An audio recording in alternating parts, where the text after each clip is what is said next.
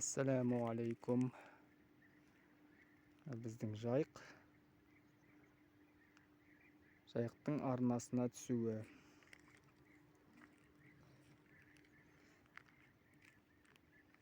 Өзінің арнасына біраз деңгейде түсіп қалған екен. Катер тұрған.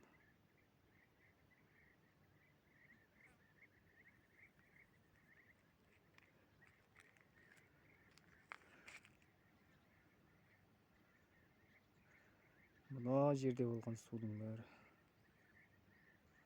талай жерге түскен екен.